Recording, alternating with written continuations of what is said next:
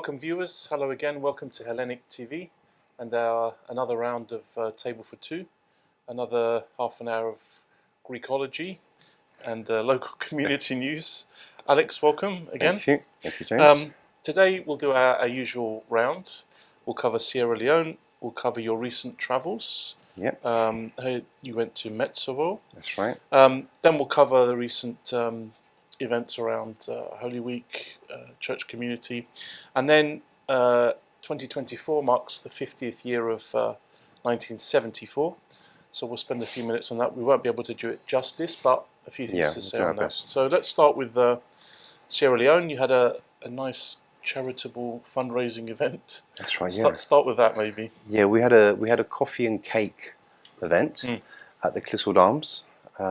Which they provided the coffees, cakes were provided by Andana Foods and Raphael's Bakery and Patisserie.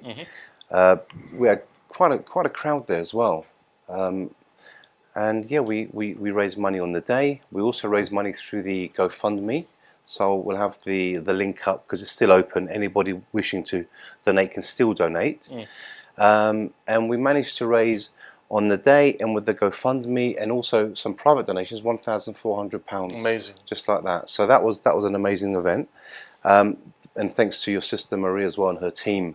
Because thanks Marie, because she worked really hard that day. She even gave a speech, which was very nice of her. And her friends as well, mucked in, which was nice. Of course. Okay.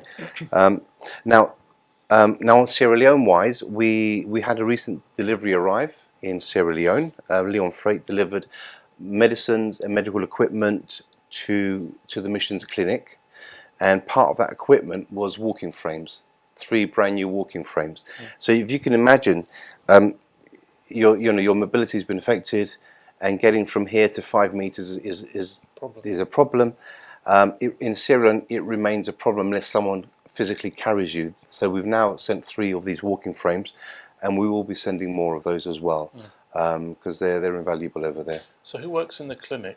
There's the doctor. There's doctor there, and then there's a nurse. The nurse was part of the Orthodox Youth Fellowship, Juliana, and then she's now the nurse for the actual mission. And she also does outreach work in Crew Bay, which is they have a school in the slum area. Then they have another area, Waterloo. They have Cyprus. So she gets around as well. She does a lot of work for the mission, a lot of work. Say medic and nurse, or do they rotate? Do they get any visiting clinicians? Every so often they'll have some doctors volunteering, but they're few and far between at the moment. Sure. I mean, anyone who wishes to go to Sierra Leone and act as a doctor for a few months, or a nurse, even a teacher, the mission would accept them and love them to come along. It's an invaluable resource. Yeah. Okay. So now, last month I mentioned a guy. I won't say his name yet. He's from Labrum, London. Now he arranged a charity football match between Labrum Athletic and Sierra Leone in Freetown and Ceylon Stars. Okay. And I got his name wrong. Okay. Now before the show, in my head I was saying it's Fode, not Tode. It's Fode, not Tode.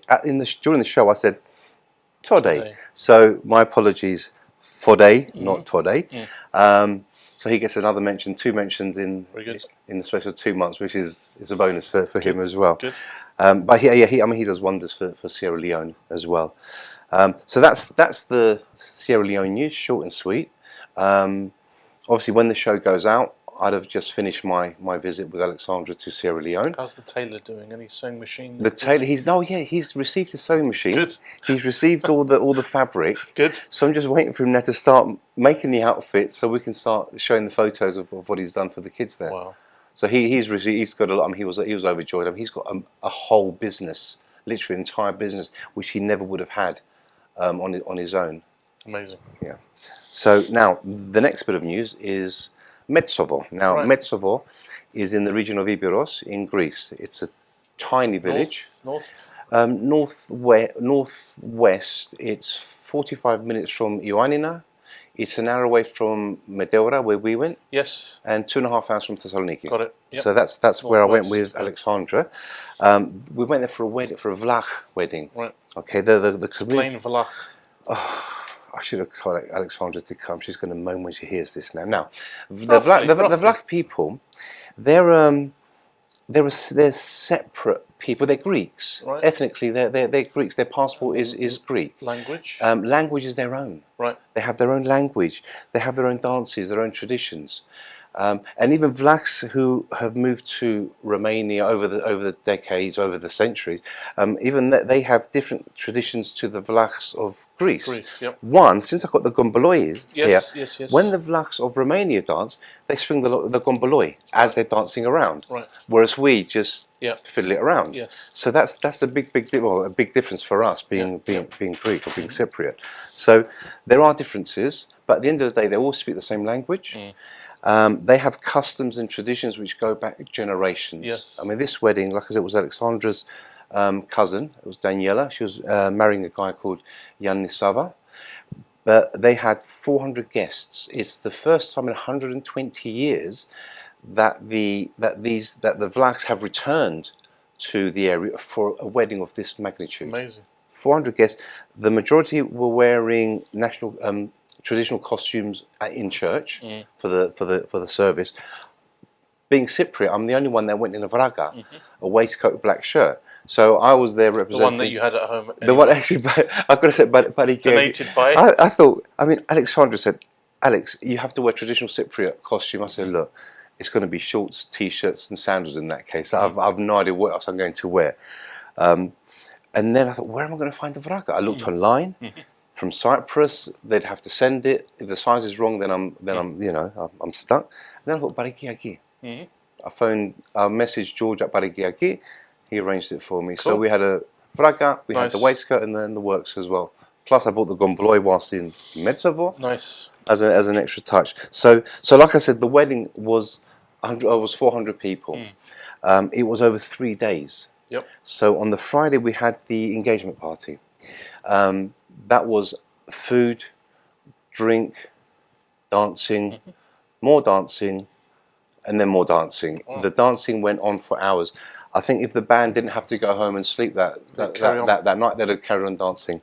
That was on the Friday night. Saturday now, we had some spare time, but in the evening we all went to a restaurant together. It's Bendefi, as in 5 letter Fi. It's run by some brothers. They also have a hotel called Olympic Hotel in Metsovo. So what they do, they rotate. So for a season, one family will run the hotel, and the other family runs the restaurant, and then they swap at some point. Sure. So that evening, on the Saturday evening, we went there, passed by, and it was just all these Vlachs from Romania, from Greece, in fact from all over the Balkans, just enjoying themselves as they used to in the villages of Cyprus. That's what it reminded me of. They were singing songs in Vlachica. There was one guy, Napoleon, his name was, a Vlach from Greece, Napoleon, first Napoleon I've ever met, and he also sang Cypriot songs as well as Greek songs as well as Vlach songs. So that was a Saturday. Wow. Now Sunday we had the wedding. Now before the wedding, we all had to go to the Olympic Hotel where the groom would receive the bride. Right. So the bride's family are in the hotel waiting, and then down the hill comes this army of Vlachs with the groom singing.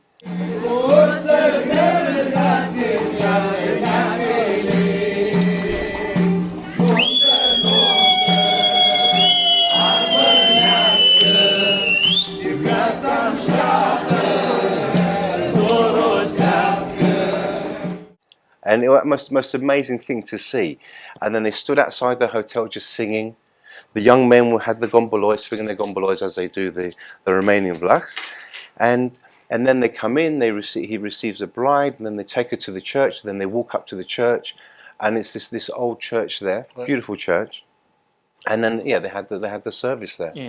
There was a photographer from Romania, Marian Sterea. Now he took a lovely photo of me and Alexandra, which will also pop up behind us.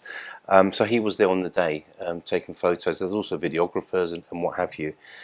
So that was the Sunday. Then after church, we went to the hall, where we had to change now into our formal attire. Went to the church, to the hall, where we ate again, we drank again, we dance, and then dance, and then dance. Even I was dancing the Vlach dances on the night. Right. So Yep. that was that was. And then Monday they had a further party, so more food, more dance. It was 3 days basically. I was absolutely exhausted by the end of it.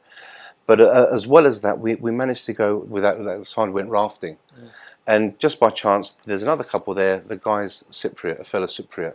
So we had a good time. Yorgo and his I think his wife was fiance Maria. Right. So we had a good time with the rafting as well. Good. And that was our holiday Brilliant. there. It's kind of how weddings used to be in the villages in Greece and Cyprus. It doesn't really happen anymore. No, I mean, It's there was usually last hotels for now. days, and the whole village would turn up.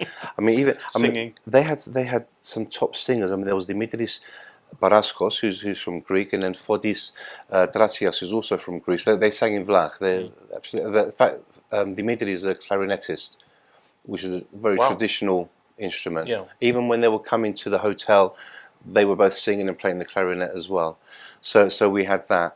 Now, if anyone ever visits Metsovo, it's a beautiful village. It's got so many traditions that have been kept for generations.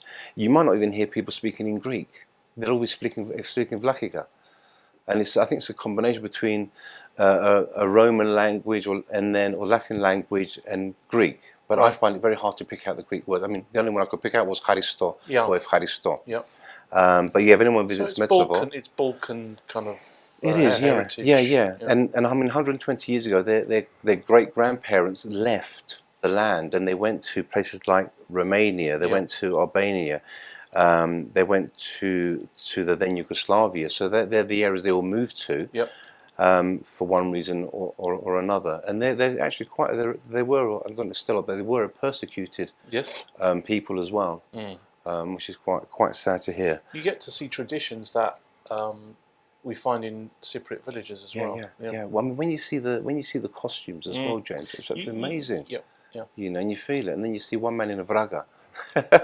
Well, you probably blended in. I'm sure the photos that we'll put, you're going to blend in. Well, a lot of them thought I was from Crete or from the because of the vraga. Exactly. Yeah, except I didn't have the dagger and the what have you. Black boots and a sword. I couldn't find boots because I had like 2 days to look for boots here in the UK. Yep. So I just wore black socks, long black socks, but you'll see the photos anyway. Amazing. So that was Metsovo.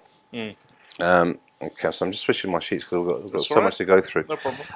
Now also in Metsovo there's the Avarov Art Museum. Right. Now this is something for you to Google. I keep moving my hand across there. The Avarov Museum.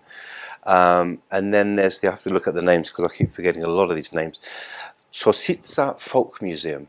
Now in this museum there was a Bible written in Turkish with Turkish letters, but the words were Greek. Oh, the calligraphy was in Turkish, but the language was Greek. Same way sometimes when we text in Greek, we use English characters. Yeah. Got it. Digan is T-I and then K-N. Yeah. And I-S. So that's because a lot of people could speak the language, but they couldn't write the language because they weren't allowed to learn it or learn to write. So this was on the Ottoman Empire. So there's a lot of history. When it goes Metsovo, it's well worth looking up. Absolutely. Good. But one other thing, there was a St. Nicholas of Metsovo festival. Right. It was the Yorti. So it was on the Thursday. I remember I had a mentoring session. There's a guy that I mentor. I'm mentoring. So as soon as it finished, Sean said, "There's a Yorti. There's a festival. There's going to be the army. There's going to be a march. There's going to be a procession." So I had to quickly change, because I was in my jeans, put my shirt on. Off we went with the camera. Introduced myself to the Metropolitan of Ioannina. Wow. I said who I was. I said I'm photographer of Archbishop Nikitas. Sorry, I had to use your name there, Your Eminence. So and then straight away he said, please take photos. Took photos for the Vespers, the procession. The next day on the Friday we had the service. Then outside there were the children from the local school dressed in traditional costume, Vlach costume. They were singing Vlach songs. They were dancing.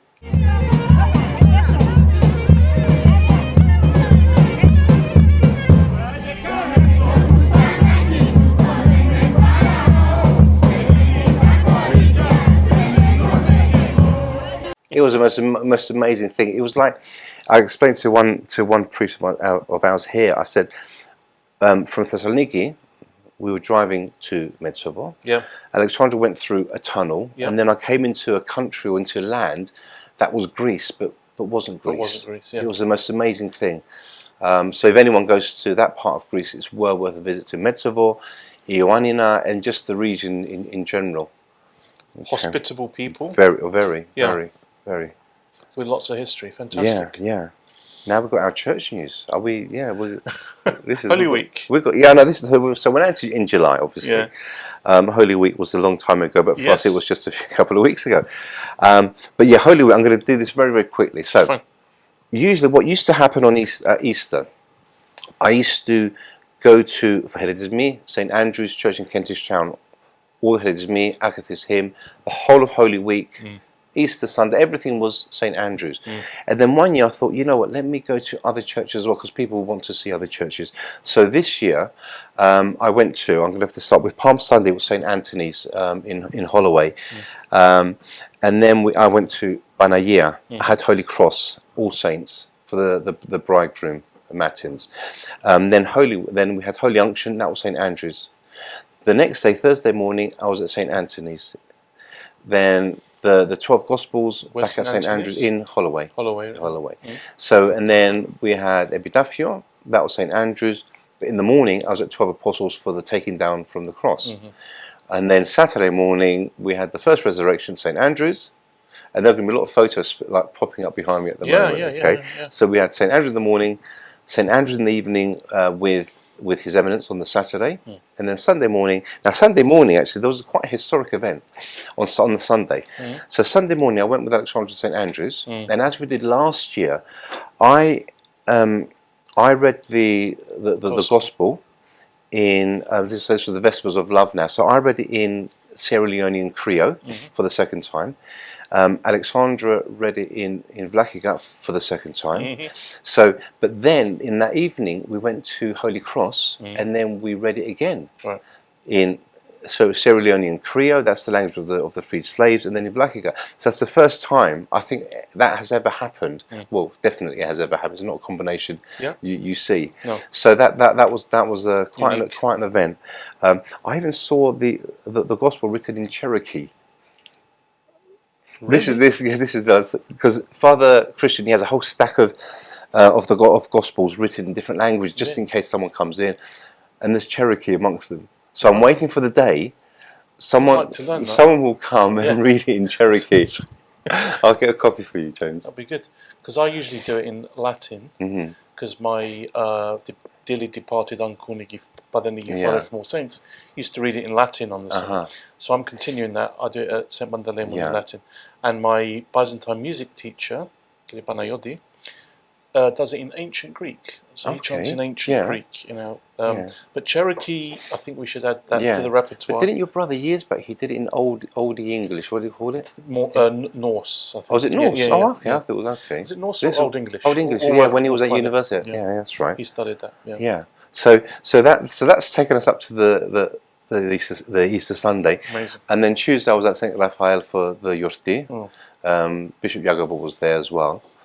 I think that kind of covers. It was very quick. That's a good run through. Church news, but yeah. What do you see year to year in Easter? I mean, any impressions? The congregations are up in terms of Eastern European congregation. Any other? It's quite a nice traditional. I've noticed that there's this year in particular. There's been a younger crowd. Right. Good. For Holy Week, for Easter for the Saturday, for the Anastasia, but it's been a younger crowd and a diverse crowd as well. So you get all nationalities all there in our church as it should be. That's the main difference I think that I've seen. It's probably the influence of His Eminence, definitely, and English services in certain churches. Yeah, we've got loads. 12 Apostles has them. St Andrews, as Navas, Yeah, no, good. That's good. That's really good news. Oh, and one actually, I've got to say, this is like a special thing. There's a guy called Christo at Holy Cross. He's one of the unsung. I mean, there are lots of unsung heroes.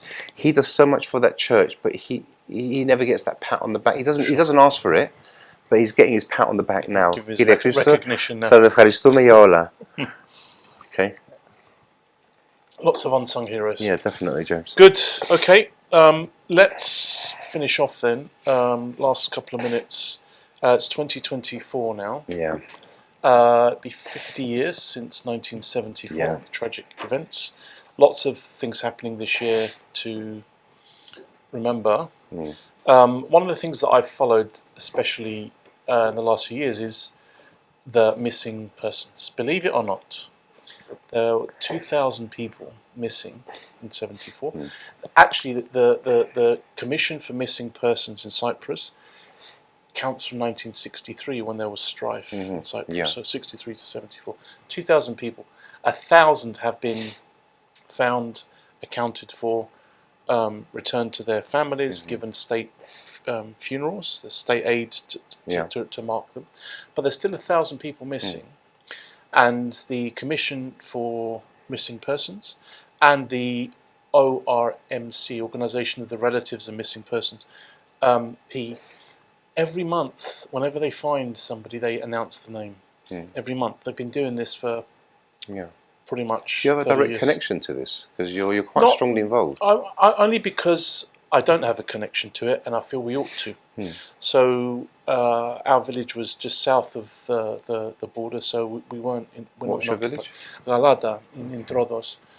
So, but because it's such a tragic thing and forgotten, unfortunately, we need to keep it alive. Yeah. And also, without getting too heavy, war crimes, because some of the remains they found, without being too gruesome, bullet holes in skulls, which are war crimes.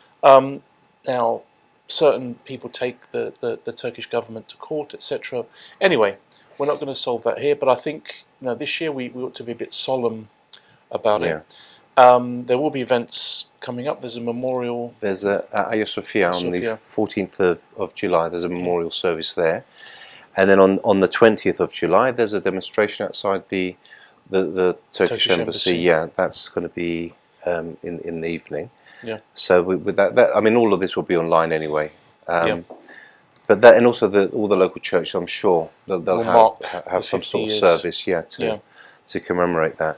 And I mean, my own memory of that time was I was 7 years old, obviously living in London, and I'd read the papers in English. So as a 7-year-old, I'd go through them, picking up what I can, then I'd translate to my granny in Greek what was happening to our fellow Cypriots in Cyprus. So it's not the best of experience for a 7-year-old, but it's something that sticks with you. Yeah, not forget that. And you probably went through more. Yeah. We used to watch events from TV, and we've all grown up with it. But it's amazing that it's taken 50 years. And I mean, James was actually born in Cyprus. I came to London when I was 2, so we go back every year. But it's a big part of our heritage, I guess. On a lighter note, Alex, right? Okay. So a lot of Cypriots came to England to set up a new life after 74. And after lockdown, I was actually invited to become a trustee of our local church, Spandeleimonas in Harrow. And I looked at the constitution of our church, right? It's a charity like most churches. And our community was set up, Spandeleimonas, in 1975. So again, immigrants from Cyprus. And in the constitution, and I'm going to test you now, this is a quiz live on air. Okay, let me just have coffee first, James. We haven't prepared this, right? In the constitution, it's got the founders of the community, and there are 12 members, to follow the 12 apostles. The 12th member is the Archbishop. And then there are 11 founders of the church, okay? And it lists their occupation, their profession. So I want you to guess the occupations of the founders of our church. And I bet they will be very similar across most of the churches in the UK. So I tried this on my parents, and they were exceptionally good. So you've got a high bar to aim for. So give me some professions and occupations that you think the founders came up with. Fish and chip shop? Right. 3 of those. Okay. 2 fish and chip shop owners and 1 restaurateur. Well done. Oh, I was going to say restaurant. The second one. Okay. Go on in. Restaurant. There would have been a factory, dress factory. 2 of those. Well done. Good. Okay. So there's a dress manufacturer and a dress cutter. So you got 5 without even breathing. Okay. Some sort of shop. That's it. Shop manager is the next one. Okay. And there's another type of shop, and then there's a profession as well. Another type of shop? Yeah. Okay. Oh, dear. I think you've got most of them, so I'm really pleased. Okay. Well, we're not going to go for casinos because it wasn't in those. That was just my ex-father-in-law. Anyway, any accountants there? No. Oh, really? No, okay. No. So we have a dry cleaner. Okay. Shop manager we mentioned, and 2 hotel owners. Oh, really? Okay. I think I know one of them. Yes. He's still around. Yes. Oh, wow. So there you go. That was the when people came from Cyprus to the UK, they wanted to build their church. Yeah. And these are the professions that they came from. Okay. And if we were to look at the constitution of any church in Coventry, Birmingham, South London, I bet that distribution would be very, very similar. Well, Birmingham and Coventry, I know for sure, fish and chips. will be fish and chips. That's how they built their churches in those days, from the fish and chip shops. You know, and it's something we should be proud of, not? Yeah. No, they worked hard. Bit of positive spin on the 50 years, because next year, 2025, will be 50 years of St. Mandeleimon community. So that's part of our heritage as well. Invite me for the take photos, James. We will have an event. Definitely. Lovely. Anything else you want to cover? I think we've covered all the apologies for getting names wrong. 100 miles an hour. No, that's good. Thank you, Alex. Thank you, You're welcome, viewers. James. We'll see you again next time on Table for Two. Thanks. Bye bye.